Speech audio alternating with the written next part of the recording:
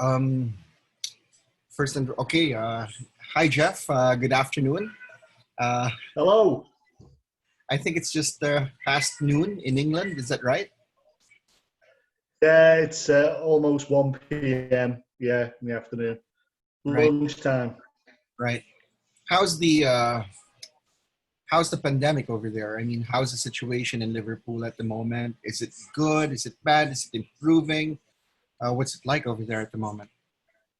So I think it's probably fair to say things are improving. We've had no deaths from COVID-19 for a week now in Liverpool, which is a really positive sign.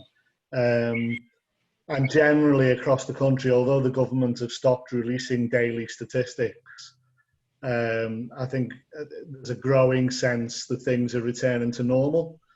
However, some of us aren't really sure that's the right perception to have. It feels like things are being lifted sooner than they should be. There's a little bit of an eagerness to get the economy going, and they might be taking some risks there, I think. But I think it's fair to say that locally in Liverpool, things over the last week, certainly from the statistics point of view, things seem to be improving. Right. I trust the family is well and healthy. They're safe.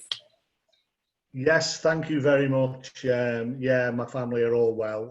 Both my wife and I work in the National Health Service, and my wife works on the front line in the National Oh my. Health Service. So, Oh, oh. she is in contact on a daily basis, but is managing with the PPE that we provided to keep ourselves safe. So at the moment we're all well. I hope you are too. We are. I am. So is my family. Nevertheless, I'll be offering prayers for your family, for the safety, both you and your wife, your family. Being a Thank you. frontliner is no joke, you know. It's not a joke. It's a serious, serious matter. Anyway, let's go on to football. Jeff, how do you feel? Champions after 30 years, Jeff. You know, it's almost a little surreal because, I mean, when I dreamed, obviously over the last 30 years, I've dreamed of us ending that 30-year wait and finally getting hold of the title again. And I imagined I would be in the stadium and I would be watching the team lift the trophy, and then there would be an almighty party after that. But obviously, for the right reasons, it hasn't been like. It all kind of feels a little bit surreal, but I'm absolutely. It's for me, it's sort of the end of a long, painful wait, but also there's kind of a family element to this in the sense that my son is 25 Mm-hmm. and 95, and he's never seen us lift a league. It's just so gratifying to be able to, for him to have that opportunity to see a Liverpool team win the league title. So I'm absolutely ecstatic and delighted with it, really. Mm-hmm. Do you have to do you have to pinch yourself when you wake up in the morning and say, "Oh, we're champions," because it's been so long, Jeff? Jeff, Jeff. I think we're okay. We're having a little technical problem here, Jeff. Jeff, you there? Hold on, we're having a little technical problem here. We'll wait for Jeff to get back online.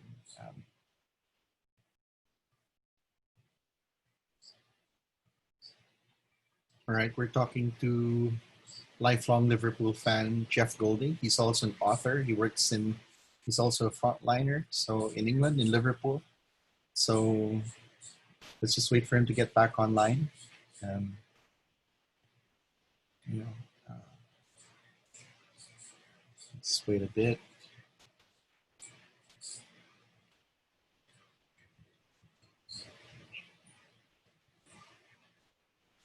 For everyone's benefit, I started communicating with Jeff Goulding via Twitter.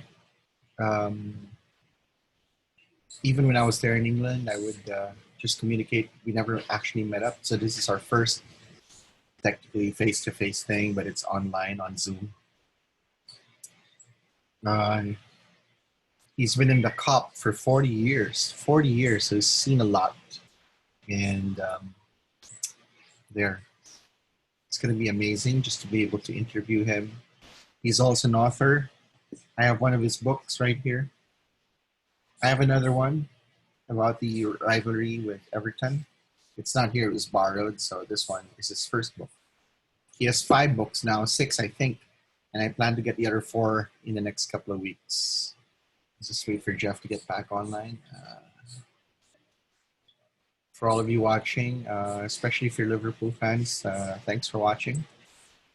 Hope this is an extra treat for you guys.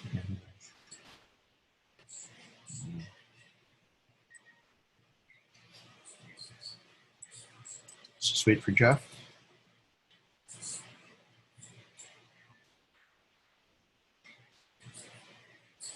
Hi, Jeff. Sorry about that.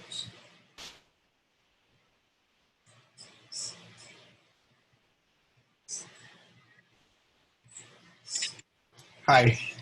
Hi. I'm actually talking to you using my mobile phone now because my PC just dropped out. I'm not quite sure what happened there. Oh, I'm sorry about that. No, that's okay. I don't know how much of my answer you got, really. Oh, we'll just actually you got cut midway, so if you can say it again, please. Okay. Yeah, so I'm absolutely ecstatic to see us lift the title after 30 years. It feels quite surreal, to be honest, because I'm sure it's the same for everyone, but imagining what it would be like to finally do it after waiting so long. Mm-hmm. I think we all probably dreamed we'd be in the stadium or we'd be able to party.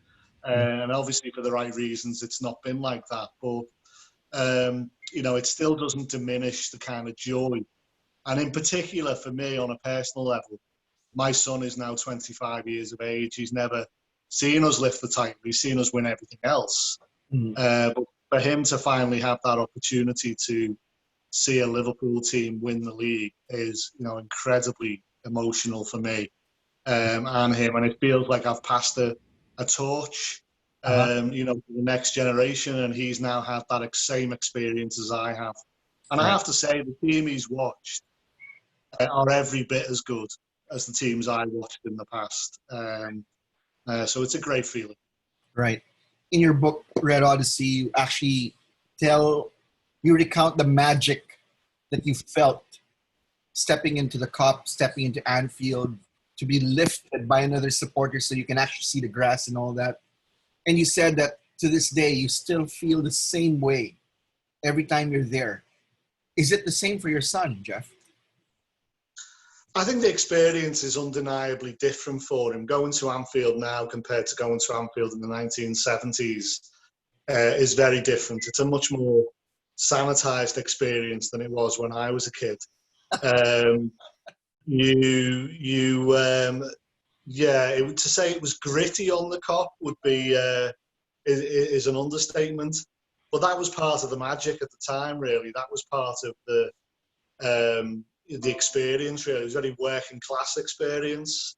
And you felt like you were part of a community on the Kop. And I think the introduction of all-seater stadia, whilst has led to improvements in many aspects of fan experience and certainly improvements in safety, has lost something to a degree. And we don't quite get the same anarchic and raucous atmosphere as we used to, but it gets close. Right. And of course, you don't know what you've never had, so he won't miss what he's never experienced. And I'm sure it's as great for him in its own way as it was for me. Right. So you were there for the last league win. I was, yeah. Did you ever think that there was going to be that drought for 3 decades? No, I think I wrote on this as Anfield. If you'd have told me that I'd, have children, get married, all of those things before. I think I was 22 when we won the league the last time, and I didn't envisage ever settling down and being married at the age of 22. So if you'd have told me all that would have happened before Liverpool won the title, I would have thought something was wrong with you, really, and I wouldn't have believed you. But reality is good in spite of the pandemic, isn't it? I mean, sorry, but reality is still good for you. I mean, don't mind the pandemic. You've got a nice family. Yes. Liverpool's winning again. Now you're an author. You know, Yes. so let me ask you about that. Did you ever think you'd ever write about Liverpool? Was that in your bucket list, in your dreams, in your career path? No, it wasn't for a long time. I have always loved writing. I've loved writing from a very early age. But I always envisaged I'd be the next Stephen King. Mm. I always wanted to write fiction. But kind of ignoring the advice that's given to all writers, really, which is to write about what you know and write about what you love. Yeah. And it was only when I kind of realised that if I did that, I might actually enjoy it more and I might actually have more success. The things started to change, and I got my first article published probably about 7 or 8 years ago. And from there, it's just been incredible. I must have written nearly 300 articles and published 5 books now. So, and I'm frightened to stop doing it in case this, whatever it is, whatever this magic is that enables me to write, I'm frightened to stop doing it in case it goes away. So I'm almost compelled to keep going, really. You should keep going. What I love about the writing is because it's personal. It's personal, and then it's when I read it, it's like I'm there. I can experience what you're experiencing. I can almost smell what you smell, and I love that's what I love about your writing, and the sheer honesty of it. I can totally appreciate that. The frustrations, you make no bones about how you feel. So that's what I love about your writing, Jeff. So congratulations on being an author, writing about your favorite club. But how has it been for you? How are the books doing? And I see them here in Asia. I see them all over Asia, so it's really cool. I mean, that's mind-blowing to me, really, that something I write while sat on the settee in my living room with the kids running around and, life going on all around me, but something I write doing that can be read or picked up all over the world never ceases to amaze me, really. The books are doing really well, better than I ever thought they would, to be honest with you, and I get lots of lovely feedback. But it was never about commercial success or anything like that. It's more about a form of expression, really, and also maybe slightly egotistically, maybe slightly selfishly. It's a little bit about legacy. So it's a little bit about leaving something behind that's, of me when I'm gone, whenever that might be. So, the thought of disappearing into the big void and there being nothing left behind of me has always kind of weighed on me, which is some people think's a little bit strange. But it's really important to me that, I kind of leave some kind of legacy behind. And the books are kind of about that, really. Right. I'm sorry, I'm going to have to backtrack a little bit. What do you remember most about the last league win, right before the Premier League? What do you remember about that day, that celebration? You're going to have to remind me which game it was now. The last game was the Bournemouth game, wasn't it? I think so. Lockdown. The last game before the lockdown, I think, was the Bournemouth game, wasn't it? Yeah. I mean, I think in the run-up to lockdown and the run-up to the suspension of football, I think we all kind of thought it was coming. I think there was kind of a beginning of a realization that when we first started to hear, and I write about this in the new book, is that when we first started to hear about the pandemic, we kind of treated it almost as a joke, really. We didn't think it could ever get as bad as it did, or as it is. And we joked about, Liverpool are so good, there's probably only the pandemic can stop us winning the league, and we would talk like that before we'd go into the games. But kind of as we were getting towards the suspension, it was becoming increasingly obvious that it's not going to be possible to continue, especially when we started to notice the players and Mikel Arteta was diagnosed with COVID. It became really clear that the game would have to be suspended. So I don't think we could really enjoy those games in the run-up to suspension, really. I think, we were just desperate to get it over the line before the inevitable happened. I think that was kind of the overriding feeling here on Merseyside anyway. Right. But okay, I'm going to go back even further to the last Okay. championship, the last league win 30 years ago. How does that Ah, what do you right. remember? What do you remember of that day? And how do you, obviously, take COVID aside, your feelings about winning 30 years later? How does it compare? We want to know what it was like back then.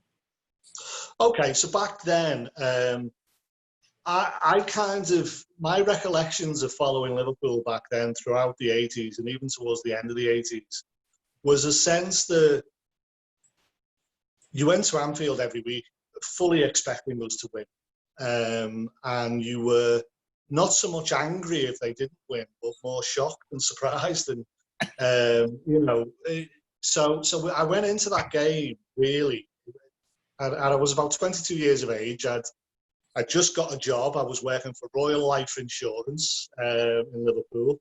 And I went to that game thinking, well, we might not win it today, but we will win it, because it was dependent on all the results, wasn't it?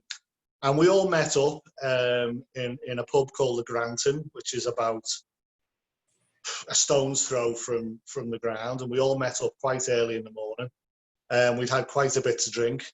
And it was really like a celebratory mood, really. We knew the title was close. It could happen today. So we were all really, really delighted. And then it was kind of down to the cop. You had to get into the cop fairly early back then, because there was a chance in those days of a lockout that you wouldn't get in if you didn't get to the turnstile on time. So we get down to the ground early-ish, and then you'd sort of find your space on the cop. And you would always aim for the middle of the cop, where the two great big support posts were that held the roof up. And you'd always head into the middle because that's where the atmosphere was, that's where the action was, and that's where all the guys who started the singing went to. But as a young 22-year-old lad who was half the size I am now, in terms of weight, there was always a chance I was going to get pushed out the way and end up somewhere else, but I would always aim for that part of the cop. And then I just remember the game, flowing one way and the other, and the kind of rumours sweeping through the crowd about the scores elsewhere. And then the kind of realization that we've done it, and it was euphoria, it was song, it was colour, and all the rest of it. And then it was just glorious. But back then we kind of took it for granted. I always feel like if I could have known back then that there was going to be a drought, I would have enjoyed it more, because I had every belief that we would do it again the next season or the season after that. Right. And this time round, I guess, in some ways it's different because we weren't there. We weren't in the cop to enjoy it. We didn't experience it with the team. But the absence of a league title for 30 years has made up for that, really. The fact that we finally won it. And I actually celebrated it at home. I actually watched the countdown on Sky Sports, where they were counting down the end of the City Chelsea game. And I actually broke down in tears when I realised it happened. And my two youngest daughters, who support Liverpool, but perhaps not as vehemently as me and my son, they just laughed at me. They couldn't get it. But I think every Liverpool fan around the world who's experienced that way will understand exactly why I was crying. And it was an incredibly emotional moment. Definitely. And it's difficult to describe, really. But everything goes through your mind. The people you've lost along the way, people who didn't make it, people who didn't see it. You think of my mother. I thought of my mother. I thought of my best mate who died several years ago, and how he would have celebrated. But most of all, it was just a sense of relief this time around, as much as it was elation. Right. Actually, I thought of you within seconds after. Really? Yeah, I did. I thought of you because I don't know too many people in Liverpool. You're one of them, and I thought of everyone I know in Liverpool. I said, I wondered what you were all feeling, and I said, wow, I'm sure these guys are tearing up. So.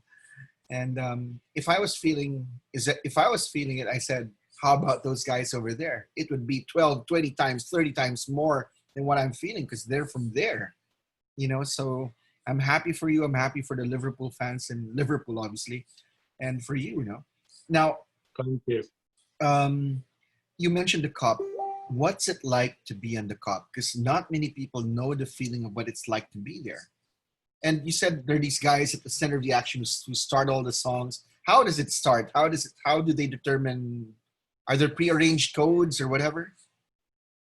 These days, football fans are very adaptable. So with the introduction of all-seater stadia, fans don't get into the ground as early as they used to now. Typically fans will be in half an hour before, but back in my day, fans would be in the ground an hour and a half before kickoff. And so to entertain themselves, because the Kop would be almost full an hour and a half before kickoff, they would sing to each other, would sing songs. And I mean, it was genuinely organic back then. So there was no song sheets or rehearsals or anything like that. It was really, if the song you came up with was good, other people would join in. And if it was rubbish, they'd tell you it was rubbish and they wouldn't join in. And they would tell you not so politely as well. So back then it was very organic. So a group of lads in one part of the Kop would start singing a song, and if it was a good song, the people around them would join in, and it would just ripple out across the crowd. And before you know it, the whole place is singing the same song at the same pace, in the same tune. It's the most incredible thing, really. Nowadays, fans go online and sing their songs online, or they'll film the songs getting sung in pubs.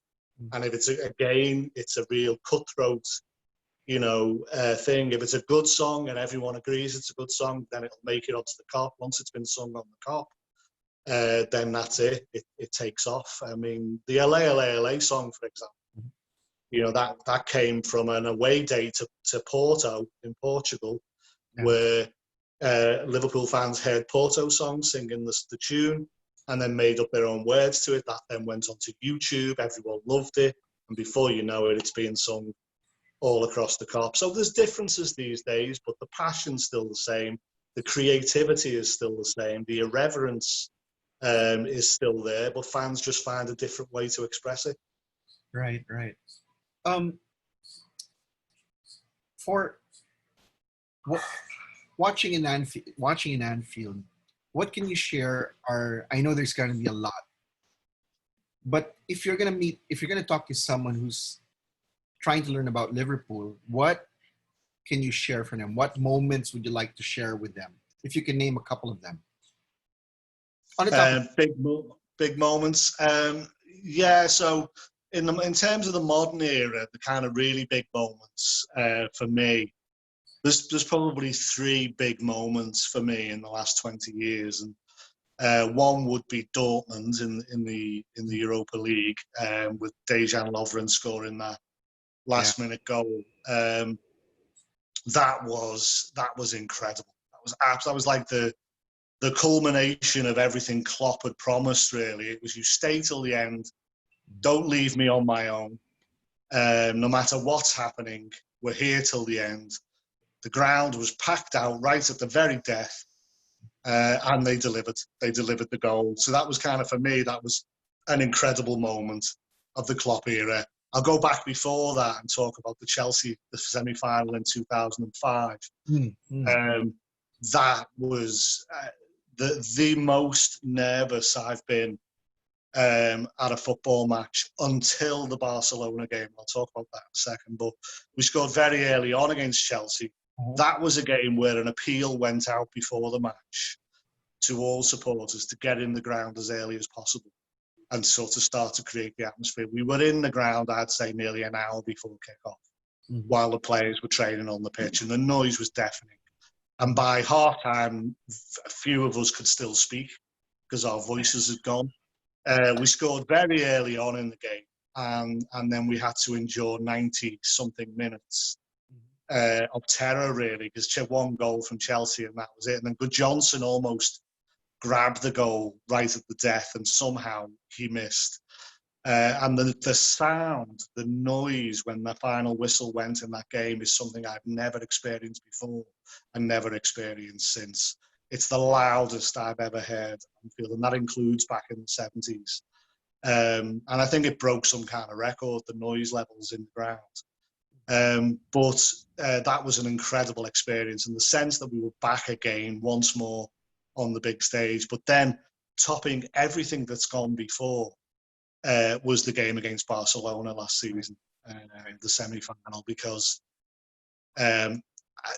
just everything about that game. We're 3-0 down. We didn't have Salah.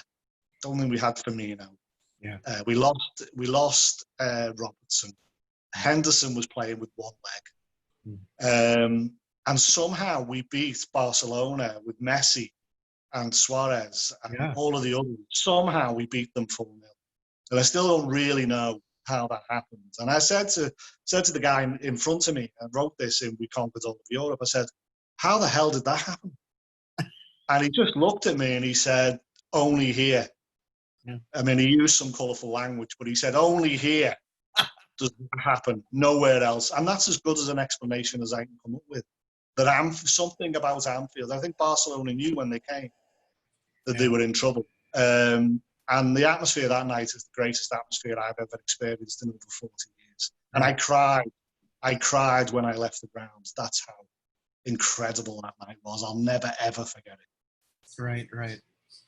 But, okay, you meant, do you also go on away matches? Yeah, not so much these days. Going to away matches is more difficult than it ever was, really. There's a very small group of fans who go to away matches, and the tickets are very hard to come by. But I go to as many as I can. But back when I was younger, I used to go home and away all the time. Does that include the Champions League? Were you there also? Would you go? So last season in 2019, I was fortunate to get a ticket in the ballot. But I actually gave that ticket to my son. Because he'd never experienced the Champions League final before, and I wanted him to have that experience. So he went to Madrid. But yes, I've been to European away games and I've been to a final. And again, I think that's another example of how supporting Liverpool has evolved over the years, because now I think many thousands of Liverpool fans travel in Europe without any expectation of getting into the game, but being part of the experience and being part of the fan parks is almost the next best thing. Right. And they just want to be somewhere close to it, whereas perhaps in the past you only went if you had a ticket because it was so expensive to get there. So now, you might have 20,000 tickets, but you'll probably take 50, 60,000 Liverpool fans, to the city where the final's being held. And you saw that in Kiev. And you saw that in Madrid as well. And that's kind of a new evolution, I think. Right. Can you talk about how this bonding experience with your son? What's it like? Because as I understand, in Liverpool or even in England, it's a family thing that's handed down from one generation to another. Is there anything that your father, your grandfather said that you're sharing with your son? Yeah, so it's strange, really, because my dad was born in 1945. So he would have been too young to experience the 1947 title-winning Liverpool team. And so his first experience of seeing Liverpool successful would have been when Bill Shankly came, and he would have experienced the promotion from second division. But then when he was growing up, Everton were considered the most successful team in Liverpool. But then he saw this renaissance, he saw this explosion. Right. My grandfather, he actually went to Anfield and watched the 1947 team win the league in the first season after the Second World War. So I was born in 1967, and so I was brought up on stories about Bill Shankly and how much of a godlike figure Bill Shankly was, almost like the Prime Minister to me and my family when I was growing up. And of course, Liverpool was sort of at the epicenter of the cultural world, really, in terms of music and entertainment and stuff like that. It was an incredible time to grow up, and I feel incredibly lucky. I'm almost spoilt because my childhood was one of, listening at my father's knee and my mother's knee. My mother was a big Liverpool supporter as well. Listening to stories from them, and then experiencing, Bob Paisley and the sort of incredible success that he had, and then the 80s with Joe Fagan and Kenny Dalglish. So I was spoiled rotten, really. And so it just felt natural to me when I was a kid that I would eventually hand that over and it would just carry on. So it's been very different, really, because I've been telling my son all the stories of the glory days, and he's probably been sick of hearing it, to be honest with you. Well, now he's got his own stories, and he travels across Europe, and I don't go as much, on the European away days. At least there's not as much as he does, and so he's got stories he can tell me, and I think that's great and that's fantastic. That he listens to the stories I tell, and it must seem like a different world to him. But I'm equally as fascinated by what it's like for him as a young man, embarking on that journey for himself. And I think that's the thing about football, really. It's a great unifying factor. It's culturally, it's really significant, and it bonds people together. But essentially, it's a medium for sharing stories. It's a medium for sharing culture. And I've often wondered, what is it I support? Do I support Anfield? Do I support the badge? Do I support the manager and the players? Will they change every so many years? What is it I actually support? Is it an institution I support? But actually, no. What I support is a legacy of shared stories and experiences. That's what football is about. And it'll be the same for a fan of any club. But of course, I think ours is special.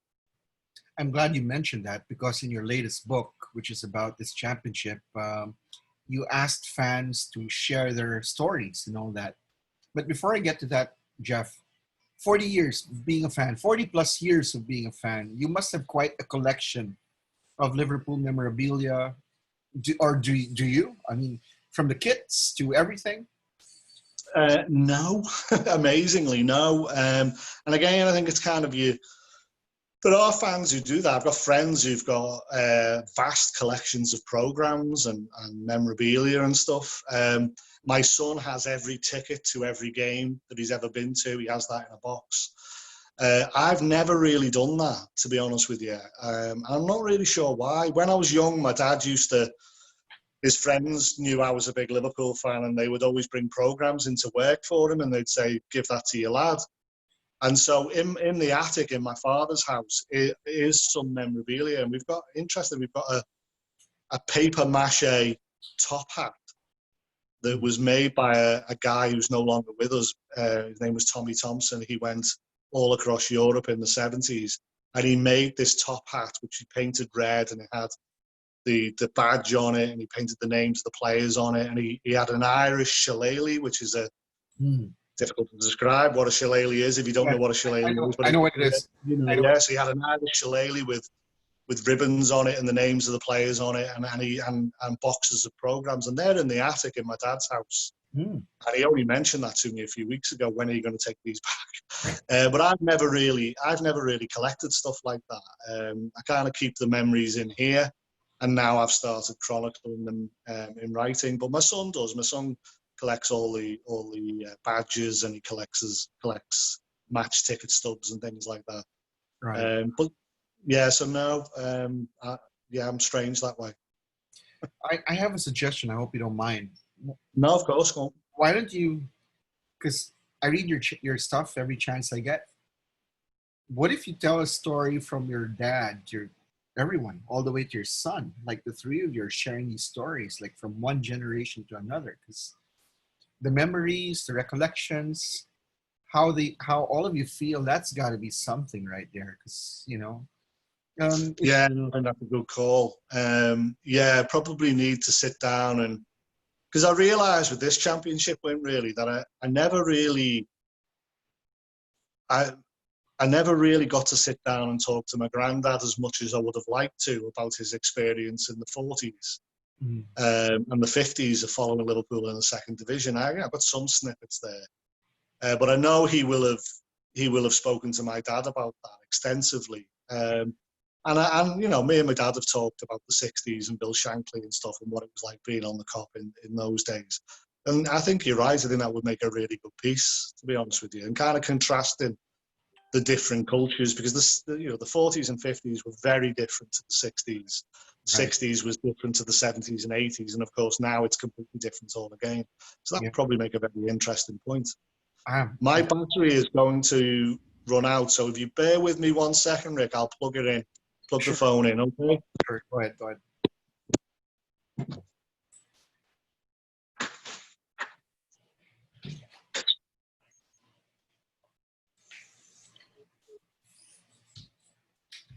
Hold on a second, guys. I'm talking to Jeff Goulding. He's from Liverpool. He's a lifelong Liverpool fan, and he's also an author. He's written 5 or more books.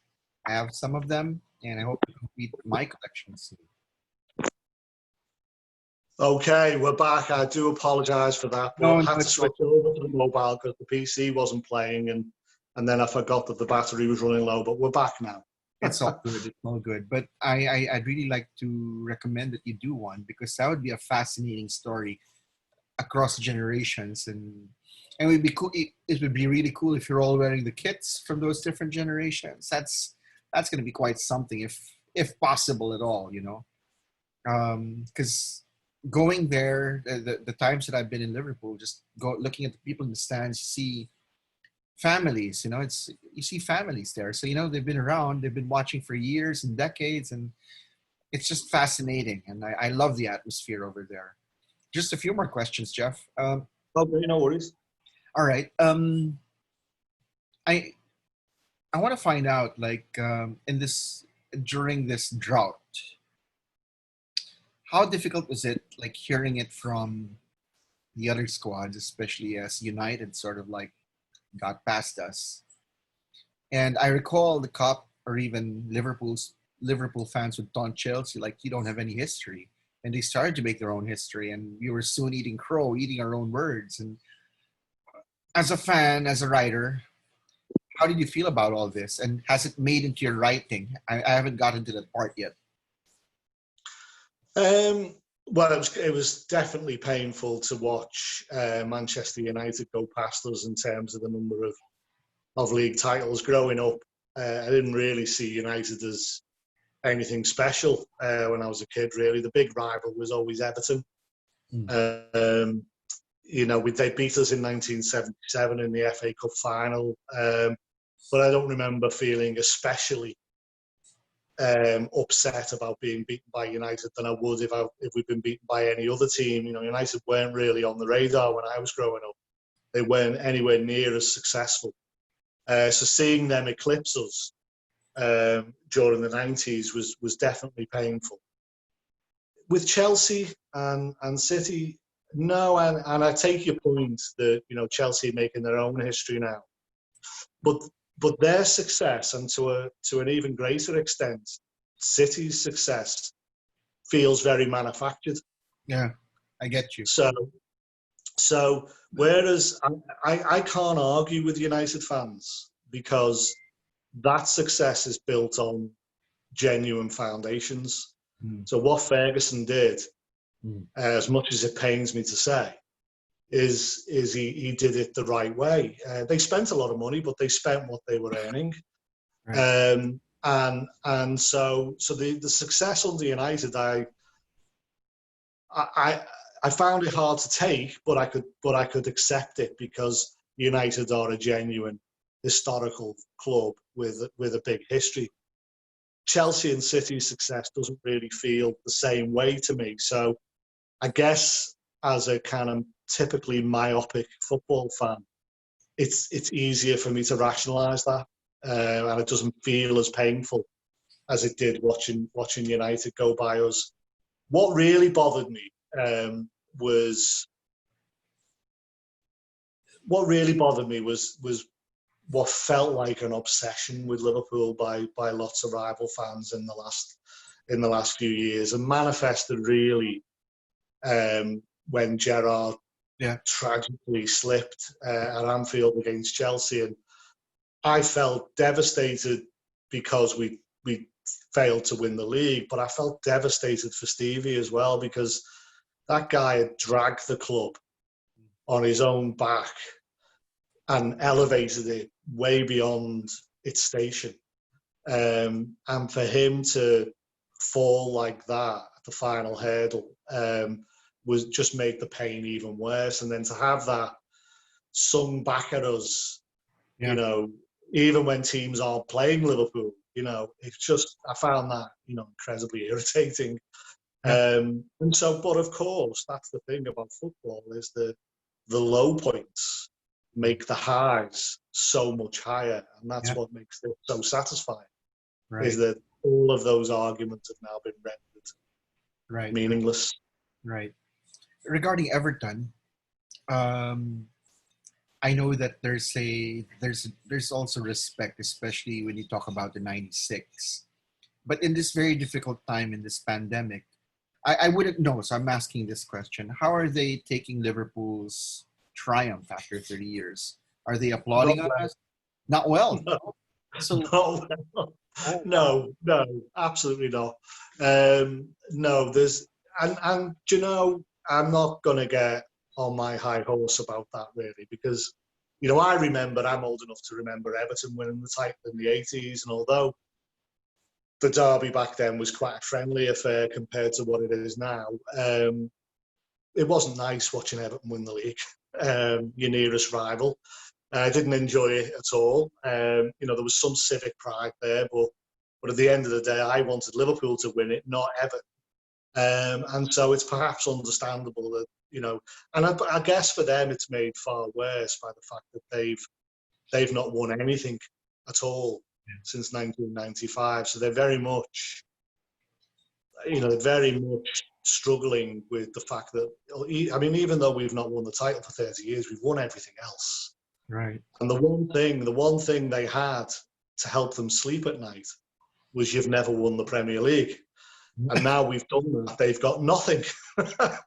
So it's very painful for Everton fans. And my wife is an Everton fan, and my father-in-law is an Everton fan, and, you know, they are not happy at all, shall we say? So they're not taking it very well. No. So how is it in the household if you've got someone rooting for Everton? Is it good? It's good. No, I mean, it's good fun. I mean, me and my wife have found a way to avoid each other around Derby Day, and it's quite amusing. My father-in-law and I have got quite an amusing relationship, really, and we both delight in giving each other stick when you know, the other team isn't doing well. But there's a kind of acknowledgement that it's just friendly banter. It doesn't go any further than that. And actually, the part of the fun of it all is rubbing your rival's nose in it when they slip up. So yeah, we give each other a terrible time, but it's all just friendly banter. Okay. Anfield now is just not only buzzing, but it's so different. There are more seats, and they're planning to build even more seats so more fans can get in. How good is it right now to be a Liverpool supporter? Do you like all the changes? Do you like what you're seeing right now? Yeah, undoubtedly. I think the addition of the new main stand has been incredible. Has changed the feel of the ground. It's also changed the atmosphere inside the ground. The opportunity to get more fans in is always welcome. It's hoped that they will go ahead with the Anfield Road expansion eventually as well. They'll completely understand why that's on hold. So yeah, absolutely. I think going to the match now is when I was a kid, you wouldn't see many young women in the Kop. Now you see lots of women in the Kop, and that's a great thing. You see lots of people from ethnic minority backgrounds at Anfield now. You wouldn't have seen that in the 70s, unfortunately. And so the atmosphere of the ground is much more of a family atmosphere now compared to what it was. I mean, it was really it was a rite of passage to go to the match in the 70s and 80s, and it was a tough experience being in the match. You wouldn't necessarily have taken young children there, but now that's completely different. And so I'd have no hesitation taking my youngest, who's 10 years of age to the match, and I know that there'd be a clean toilet for it to go to, whereas there wouldn't have been in the 70s. Yeah, and you could buy food in there and things like that. So in many ways, it's a better experience for the supporter. But being of the older generation, I can't help but reflect on as well as it being a tough experience to go to the match at times. There was something unique about that we've lost, if you get what I mean. Yes. So in the kind of making it a more sanitized experience and a family experience has meant that we've lost a little something along the way. But it's probably worth it because it's safer and it's much more pleasant. Has it also been good for Liverpool, the city? Because you said earlier that Liverpool at one time in history was the center of everything, pop culture, football and all that. We know that Liverpool still has a vibrant music scene, and Liverpool continues to export a lot of good bands. Are you seeing a renaissance in the city right now? Is it there? I mean, it's an honest question. I wouldn't know. I don't know. No, there is. I think you can trace that renaissance back to 2008, though. The renaissance in Liverpool goes back to the city being awarded capital culture. That led to a lot of investment in the city. Attracted a lot of international events to the city.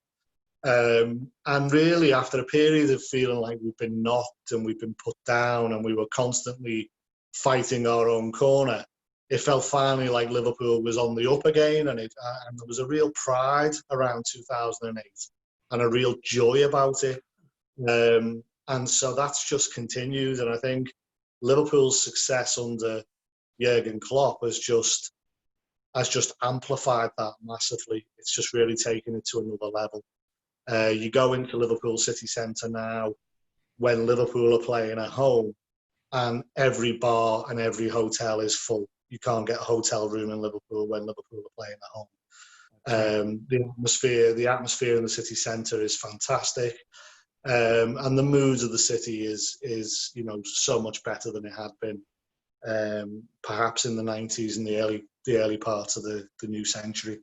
So and football, when Liverpool's Merseyside's football teams are doing well, the city does well, and that goes for Everton as well. I mean, it would be great, to be honest with you, if we could go back to the way it was in the 80s, with Liverpool top of the league and Everton second, because I think Liverpool need a powerful Everton to drive them on, and Everton need a powerful Liverpool to drive them on, and it became a virtuous circle in the 80s, and it was a great time to follow Liverpool in the 80s. I mean, people talk about the 60s, but the 80s was for all of the social and economic problems that there were, following the football in the 1980s was incredible for me.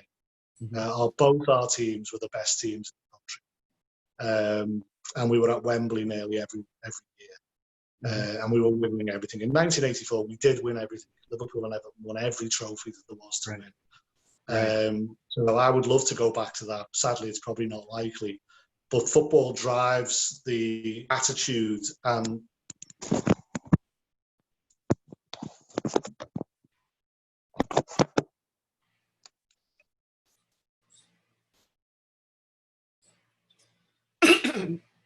hold on, guys. Technical problems.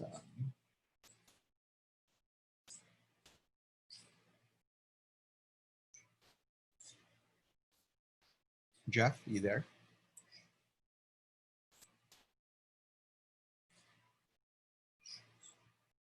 Hold on, guys. Technical problems here because Jeff's charging his phone. Let's see what happened there. He'll be back. We're talking to Liverpool fan Jeff Goulding. He's also an author. He's written 5 or 6 books about Liverpool, and he's been watching the Reds for over 40 years. 40 years. So that's something. Let's just wait for him to get back on. If you're a Liverpool fan, thanks for watching this webcast. I don't imagine a lot of people will watch this except if you're a Liverpool fan here in the Philippines. Just wait for him. Chris Legaspi, you're watching. I can see you. Thanks.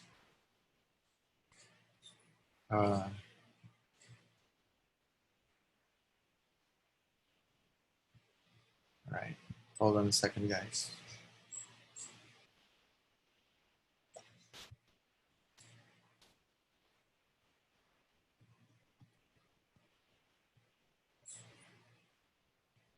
Hold on. Jeff will be back. Hope you're enjoying the discussion. It's really nice to talk to someone who's a genuine Copite, longtime fan, never missed a game. And, you know, what's even more impressive, he works with the National Health Service. So, him and his wife, who's a frontliner too. We're talking to Jeff Goulding all the way from Liverpool, England. Just wait for him to get back on. Some technical difficulties here because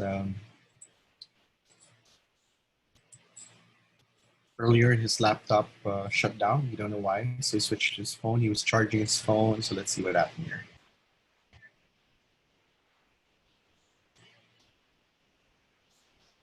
For those watching, thanks. This is really a discussion with a longtime Liverpool fan, just to give you an idea of what it's like over there, how they think and feel. All right, so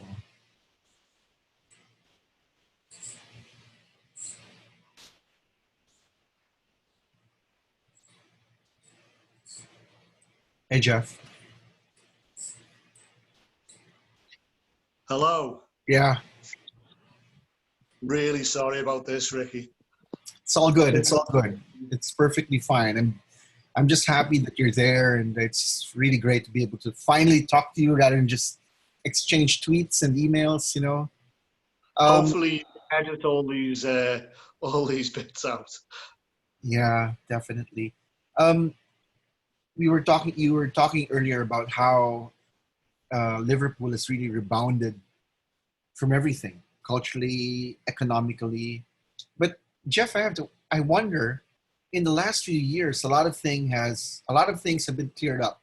There's been justice for the '96. Everything turned around. All the problems of the '90s and all that, it's like they've been swept away. How do you look at it? Is it like a curse? This shroud has been lifted from the city, from the club. How do you feel about that? Well, so in terms of the quest for justice after the Hillsborough Stadium disaster, I think we've had some significant victories along the way. So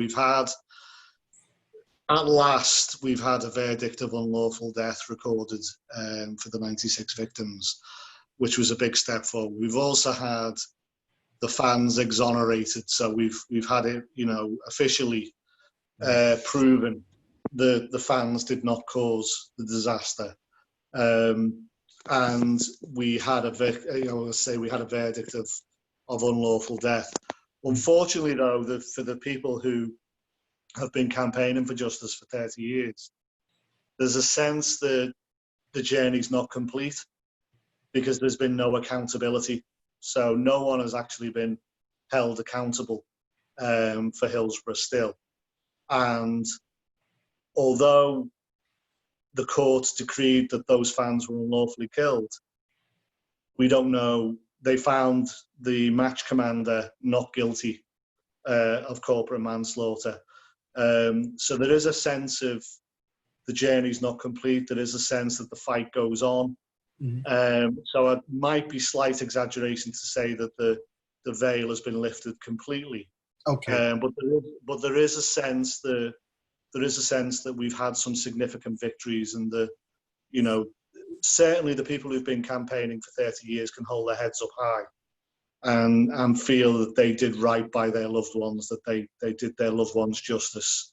It's just that the system has not recognised that as fully as we would like to. In terms of economically in the city, yes, the city, has picked up, but we're still dealing with austerity. The council's still having to make huge amounts of cuts in services and things like that. So there is an ongoing struggle, but Liverpool's a really resilient place. Back in the early 1980s, we sort of found ourselves in conflict with central government, and many of us felt that the government had no time for Liverpool, wanted to abandon Liverpool. It turns out we were correct.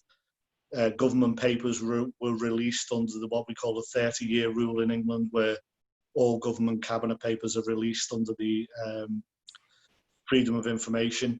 And of course, letters were released between cabinet ministers and Margaret Thatcher that discuss just that, abandoning Liverpool to manage decline.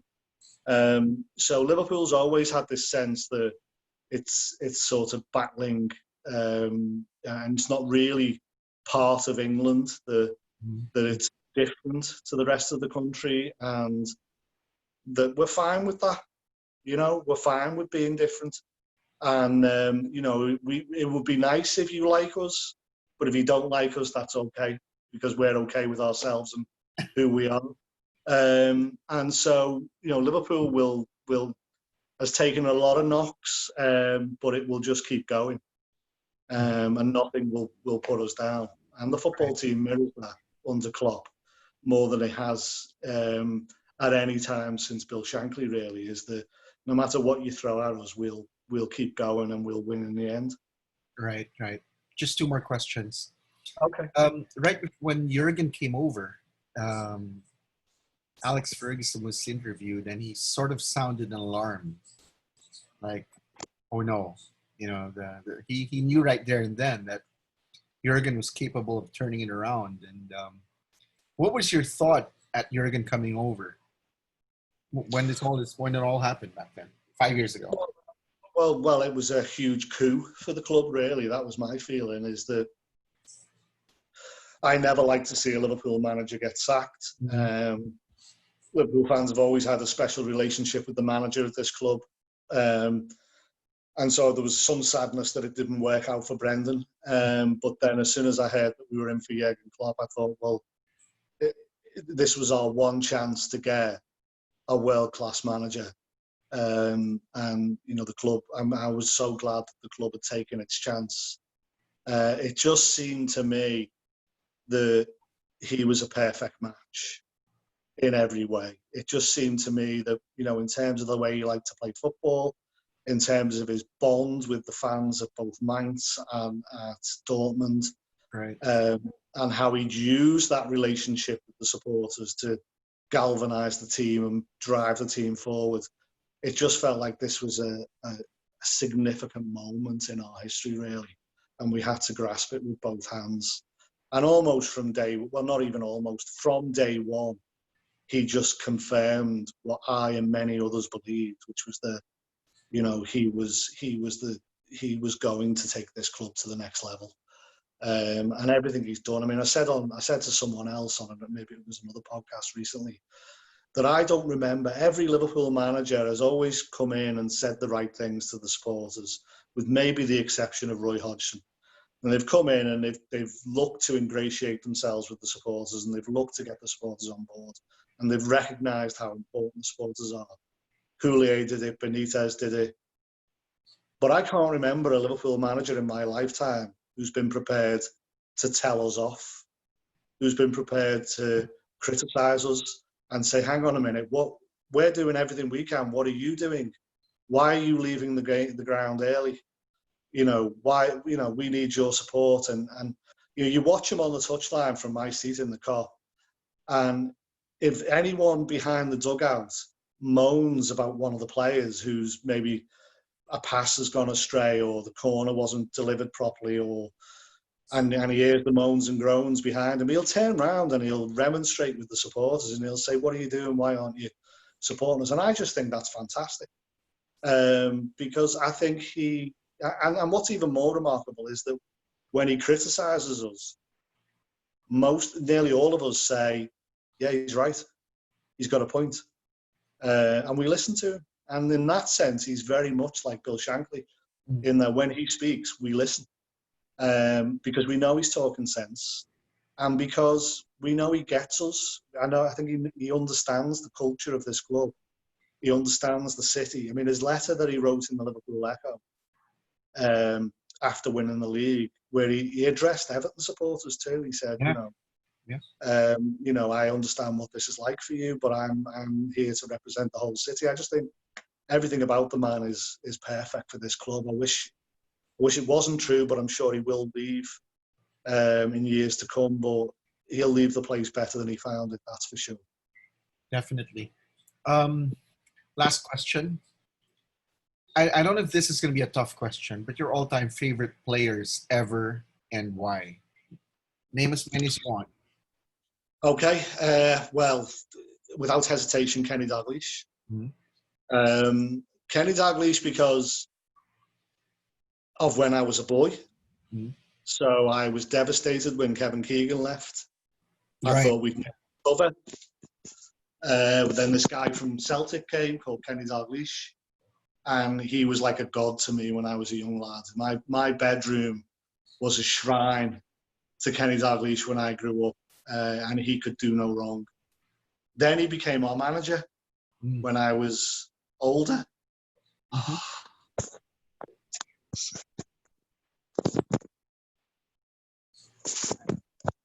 Jeff, is everything okay? Hold on, guys. We'll get Jeff back in a bit.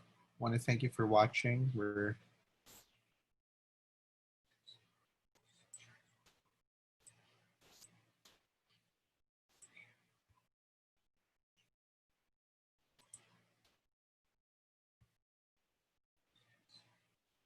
okay. Hold on a second, guys. Jeff is just fixing some things over here. He'll be back.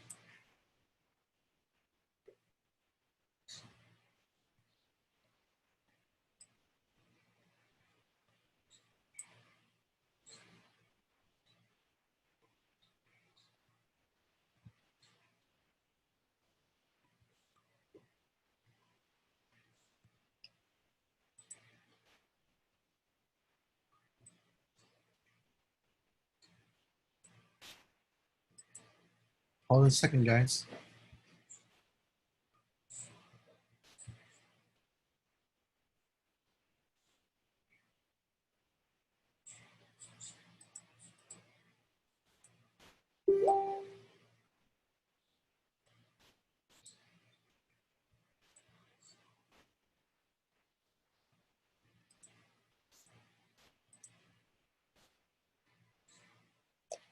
We're waiting for Jeff to reconnect. Hold on a second. We're almost done with this interview. In case you're wondering, I've exchanged quite a few emails, tweets, and direct messages with Jeff. I think he's a darn good writer, football writer. And he's written a couple of books, 5 books. So, yeah. Hello. Hi. Sorry about that. Sorry. It's well, I don't know. It's just technology, isn't it? So I was just saying, Kenny Dalglish is a player. Then, sort of, when I was growing up to become a man, he became our manager, and he was every bit as successful as he was as a player. And then after Hillsborough, he then elevated himself from player manager to leader of an entire community, really.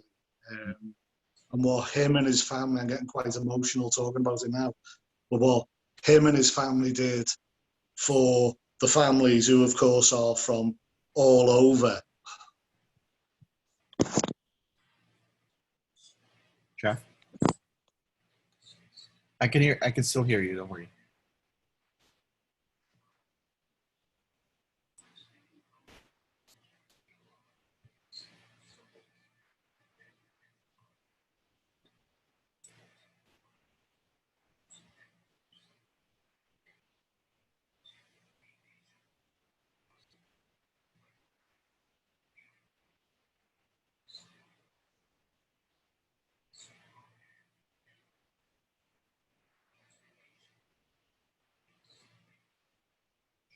Hold on a second, guys.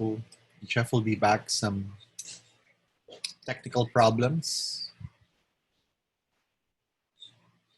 It's an honor to be able to interview this man. I really appreciate his work, his insights, his writing, and that's why I wanted to do this interview. It's always cool, especially after this long-deserved title, to get to speak to someone from Liverpool. Uh, just some technical problems. Jeff will be back. We're almost done with this interview.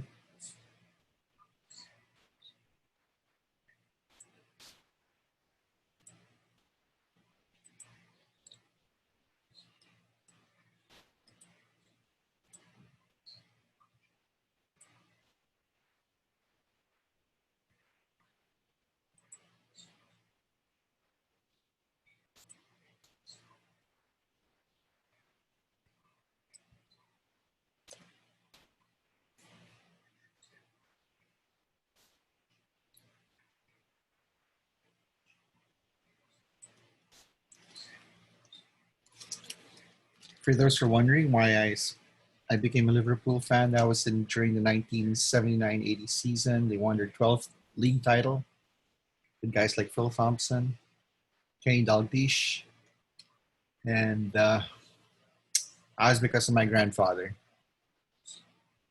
And of course, the Beatles had something to do with that.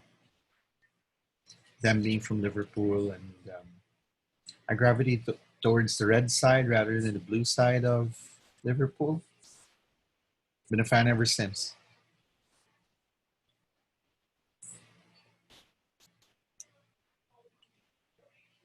Let's wait for Jeff to get back on. I'm sure he's trying to reconnect.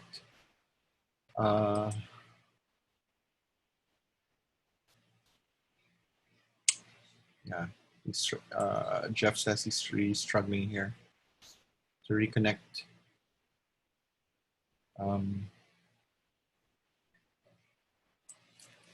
Let me message him.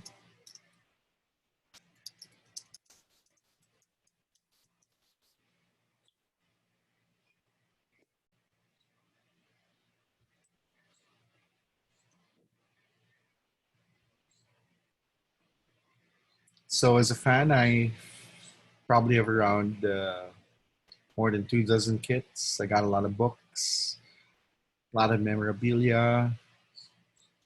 I've seen Liverpool in England, Liverpool in Asia and the United States. So that's 3 continents I've seen them.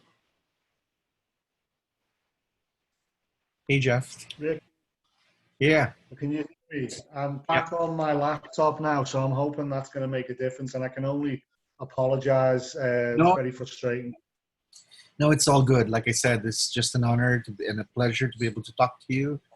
Oh, you mentioned Dalglish and what he did for Liverpool. I'm curious, just so that people know here in Asia know what that is all about. What exactly did the Dalglishes do for Liverpool? So immediately after Hillsborough had occurred, the club made a conscious decision. Up until sort of 1989, the club was very closed to the community. You know, open on match days, but non-match days the ground was closed. But there was a very symbolic moment after Hillsborough where they opened up the gates and they allowed people to come into the ground on a non-match day to lay wreaths and flowers on the pitch, and very soon the whole of Anfield was overflown with flowers and tributes to the 96. But the Dalglish family set up a kind of counselling and spiritual facilities at Anfield and allowed the families and the survivors to come in.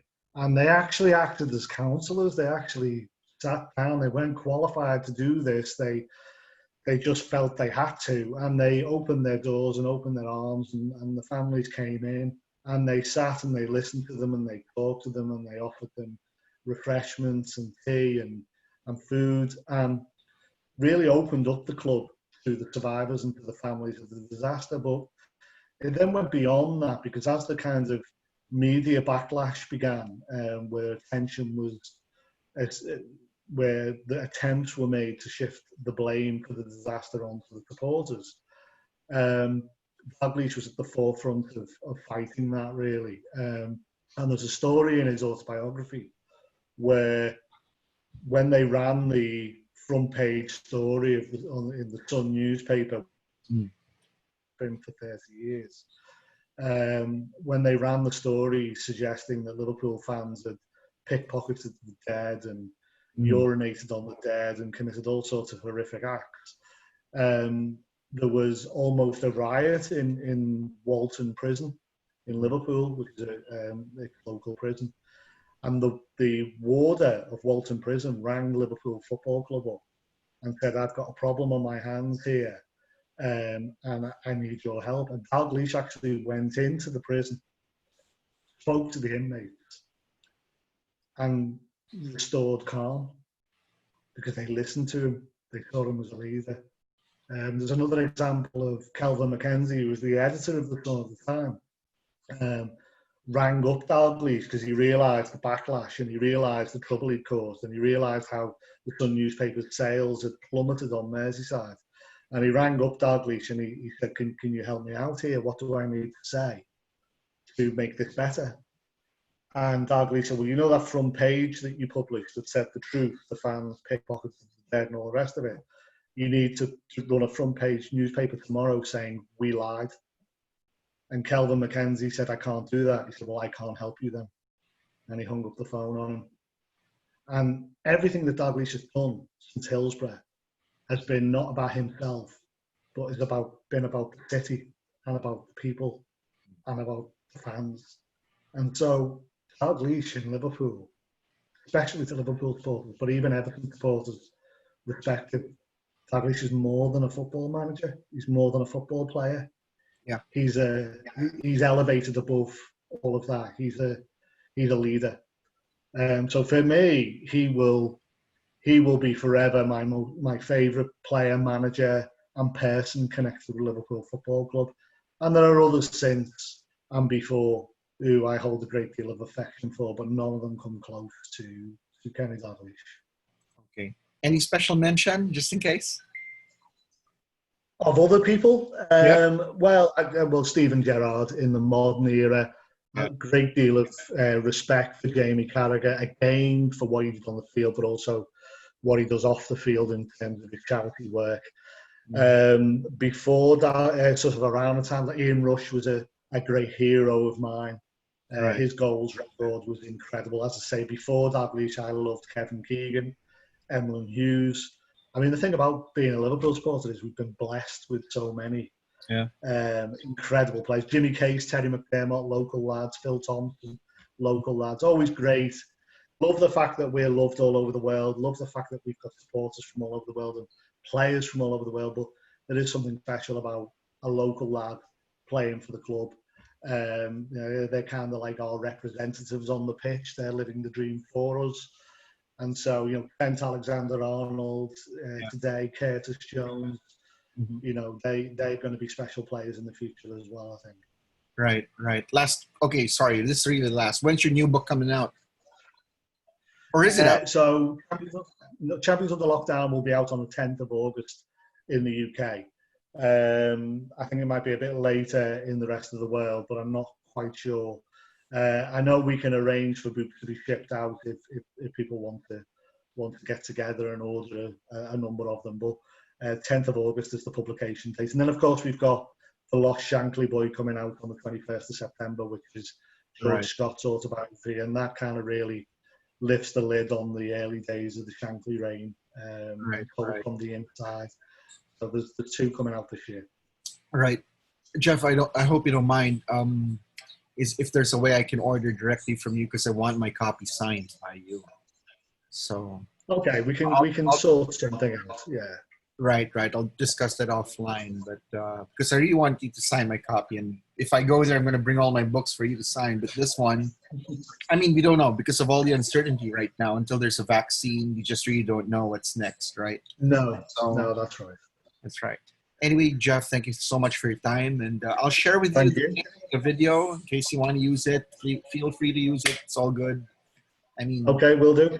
All right. Thanks, Jeff. Regards to your family. I hope that you continue to stay safe and be well and be healthy.